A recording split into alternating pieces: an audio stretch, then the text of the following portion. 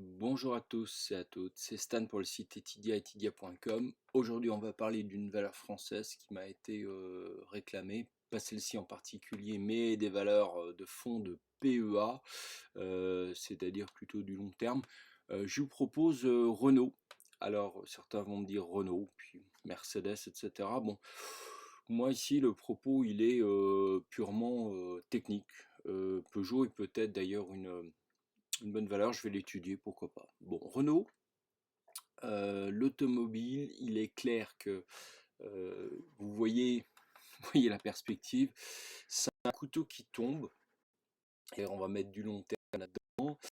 Euh, Ce couteau qui tombe, d'où il vient, où on va. On reprend sur 10 ans de Renault. Hein. Vous voulez faire du long terme, on va faire du long terme. Renault, de 2009 à 2018, c'est-à-dire pendant très longtemps, cette valeur n'a cessé de grimper. Donc ça veut dire qu'on est passé, hein, voilà, 2009, on est passé de 10 à 90. Donc on a fait x9. Il n'était pas illogique qu'on rebaisse avec toutes les histoires qu'il y a eu de Gaune, etc. Maintenant, la question, c'est la baisse. Est-ce qu'on va descendre plus bas? D'accord? Oui, alors, tant qu'on n'est pas à zéro, on peut toujours descendre plus bas. Hein, donc voilà, jusqu'à présent, une valeur ne peut pas être négative. Ce sera peut-être le cas un jour, mais là, non. Donc ici, donc, on a eu une dégradation que vous avez vue petit à petit. Moi, j'appelle ça de la correction. Hein. Mais là, on a dévissé, mais alors méchant.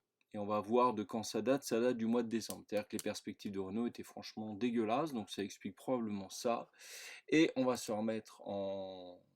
Alors j'aime bien le 4 heures en ce moment, oui, alors on va se mettre en 4 heures. 4 heures, c'est un daily un peu accentué. Donc, euh, donc coronavirus, bah, je sais pas si on peut l'imputer là. Le marché depuis la mi-mars, qu'est-ce qu'il fait?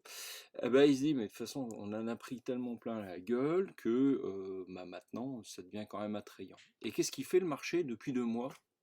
Eh ben, en range. Alors, il est beau, hein, ce range, regardez ça. Donc, il y a deux solutions. Soit on sort vers le haut, soit on sort vers le bas. Ça vous avance pas plus. Eh ben, moi, je dis, préparez-vous aux deux.